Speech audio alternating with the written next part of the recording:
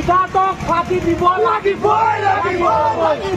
চাংকানু মুৰ্দাবাদ সিদ্ধাৰ্থ মুৰ্দাবাদ চাংকানু মুৰ্দাবাদ জুবিন জিন্দাবাদ জুবিন অমৰ হওক।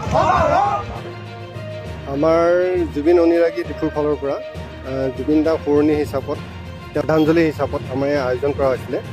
আমাৰ বিভিন্ন অনুষ্ঠান ইয়াত আয়োজন কৰা হৈছে, যেনেকৈ আমি প্ৰথমতে 1000 চাকি বন্তি আপোনালোকে দেখিব পাৰে, চবফালৰ পৰা চাকি বন্তিবিলাক জ্বলাই পেলাই আমি জুবিন দাক কৰিছোঁ। তেওঁৰ আদ্যশ্ৰাদ্ধ হিচাপত বা শ্ৰদ্ধাঞ্জলি হিচাপত এই আয়োজনটো কৰা হৈছে। আমাৰ ইয়াত প্ৰথম পৰ্যায়ত হ'ব নাম প্ৰসংগ হ'ব, তাৰপিছত নেগেৰা নাম কামৰূপীয়া নামঘৰৰ ফালৰ পৰা নেগেৰা নাম নিমন্ত্ৰণ কৰা হৈছে, তেওঁলোকৰ পাঠ হ'ব। তাৰোপৰি আমাৰ ডিফুৰ যিমানখিনি জুবিন অনুৰাগী বুলি ক'ম নে জুবিনক ভাল পাওঁ বুলিয়ে ক'ম নাজানো, কিন্তু সকলোৱে আহি পেলাই নিজৰ মন শ্ৰদ্ধাৰে যিখিনি আমাক সহায় সহযোগিতা আগবঢ়াইছে সেইখিনি গোটেইখিনি কামৰ বাবে তেওঁলোক সকলো লোকে আমাক ধন্যবাদ জ্ঞাপন কৰিছোঁ। তেনেকুৱা ধৰণে আমিও শুনা পাইছোঁ।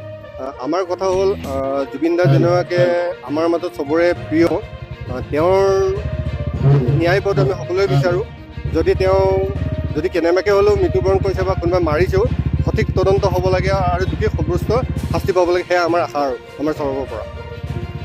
আমাৰ মতামত মানে কি, আমি শুনাটো আমি তেনেকৈ পাই আছোঁ, যদি জুবিন দাক কোনোবাই মাৰিছে বা মৃত্যু কৰাৰ তেওঁলোকে পৰিকল্পনা কৰিছে, দোষী কঠোৰতম কঠোৰ শাস্তি পোৱাটো আমি বিচাৰোঁ। মানে যে আমি জুবিন অনুৰাগী, আমি জুবিনক ভাল পাওঁ, আমি যিমানখিনি মানুহে চবেই বিচাৰে জুবিনক ন্যায় পাব লাগে আমাৰ ফালৰ পৰা। আমি তেনেকৈ নাভাবোঁ। আমাৰ কথা হ'ল কি, জুবিন দাৰ যিখিনি ন্যায় পাব লাগে, যিখিনি আমাৰ পুলিচ প্ৰশাসনে যিখিনি কৰি আছে তেওঁলোকে সঠিকভাৱে তদন্ত কৰিব, সেয়া আমাৰ আশা।